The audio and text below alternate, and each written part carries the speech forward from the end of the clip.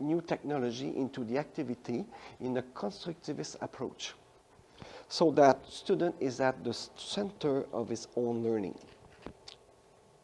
So how could we do that? The recognition that effective teaching is student-centered has been the driving force to include online activity in STEM courses. Moreover, there is a new concept, it's called blended learning or hybrid learning, that combines online learning with classroom instruction.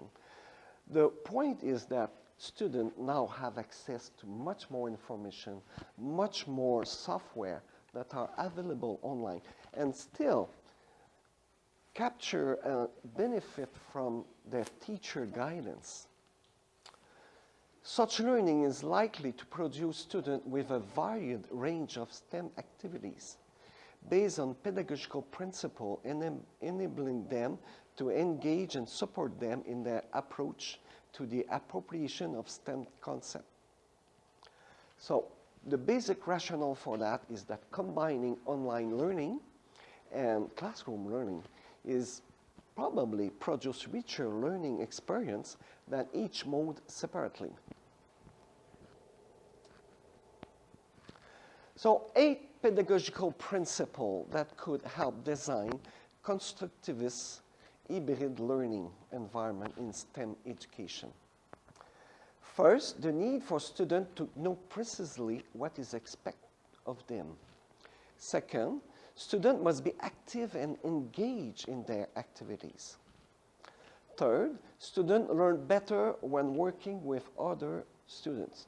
And that is a challenge when you're talking about online activities, where students may feel alone doing their activities.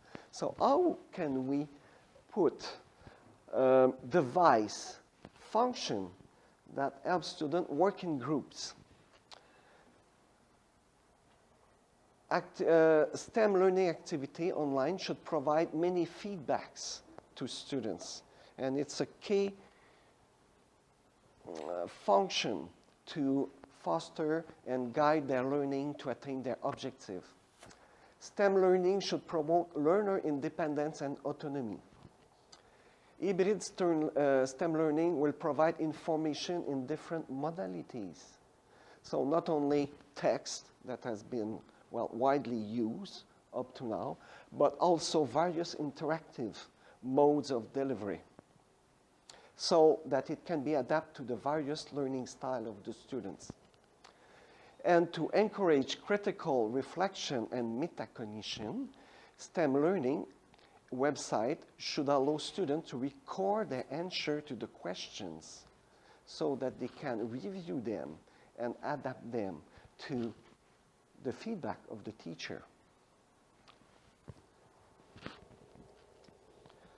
So I will talk to you now because these are broad principles, but we try to apply them in conceiving a project which is called EduScience, which is the collaboration between Faculty of Education and the Faculty of Engineering at the University of Ottawa. Actually, I was responsible for the education part, and my colleague was, Gilbert Arbé, was responsible for the engineering part. So the goal was to create an online tool for the teaching of physics. The first subject was motion of balls. Why motion of ball? First, because students have many misconceptions about motions. And second, it was quite easy to make video of motion of balls, put them in computer, and have them collect, analyze the data. We use the engineering resources and also many generation of students engineering finishing their program have contributed to writing the program. So how does it work? So software, we follow classic step in the development of a project, software project. Need analysis, software design, software implementation, software testing and verification, and interview. And we also, and that was the one point we were very thoughtful and caring about that. It was to foster the interaction between research and pedagogical development. So once we have a first version of the software, we then try it with our students, volunteer, to get good information, how it works, and make refinement about the software. So it's really a pedagogical software. So the first software in 2013, there was 3 types of accounts: student, teacher, administration, and workshop. So the interface was very primitive, but there was 5 students in software engineering, and they put on like 300 hours to write the code. And there were meetings almost every 2 weeks, months, with the team to assess their progress, to solve their difficulties. The second version in 2014, introduction of roles that can be affected to any account, addition of 2 more roles, designer and evaluator. We felt that this software should be used not only in classroom, but for the teacher to conceive new activities. And we did a better separation of function, because before that, the function was somewhat mixed, and it produced problems with the code. So we had 2 computer STEM students. Maintenance is important, debugging the software, and after that, we hire finishing students, and he consecrate many hours to debug the project. So the third version was, well, we are almost there, 2016. It was much more, friendly, user-friendly. It is possible to operate it on a tablet, on iPod. And we have update software component, add evaluation of student workshop. So, and throughout that, we also conduct workshop with student and in-service teacher who said that they did very like this new version. So, for people who want to follow this route, this path, the use of finishing student is very economical, and also it provides them with an authentic project, so that that's what the student told us. For one, we have the occasion to develop a real project that will serve to the school. And it is of a relatively good quality. It allows students to work on a real project as part of their university program. Problem is that it changed, when the team has finished their project, there's nobody to take care of the product. Well, we did as a professor, but it's a lot of work. And there is this difficulty of lack of maintenance. Test phase is often missing because students, they are really eager to finish their program. Sometimes they say, okay, there is a tendency on students saying, well, the program works, why testing it? You see, that's the thing. And speed of development is slow. Of course, if we had given that to a professional, it would have been much quicker, but also much more expensive. So I think both of our faculty get benefit from this initiative, because I did also hire education students to write the guides, to check the activity, and to put content in it. Next step would be a good round of testing of all function. We plan to add other functions such as communication between students online, model for modeling mathematical function, and also to introduce new chapters. Focus on research and pedagogy.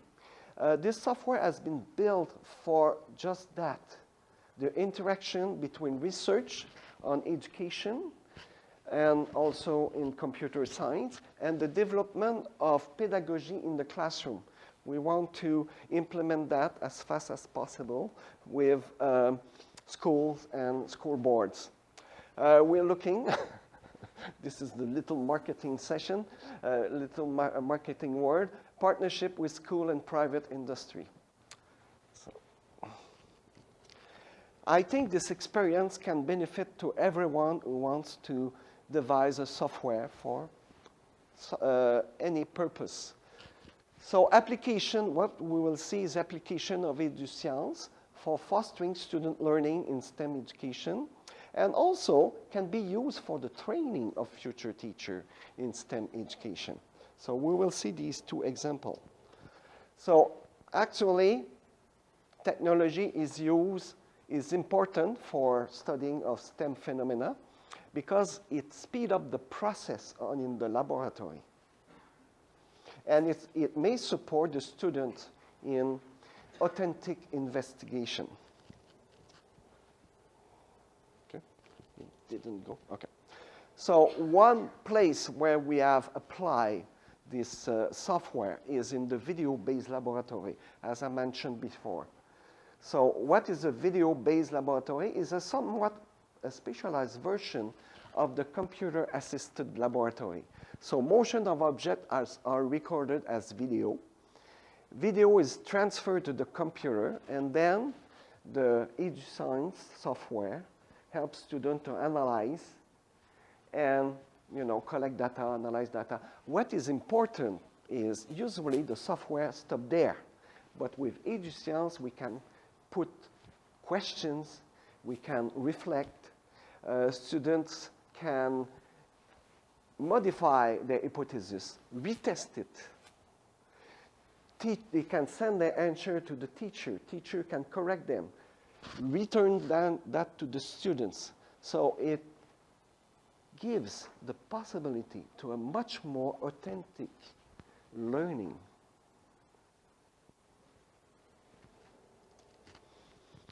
So another application is for student-teacher training in STEM education.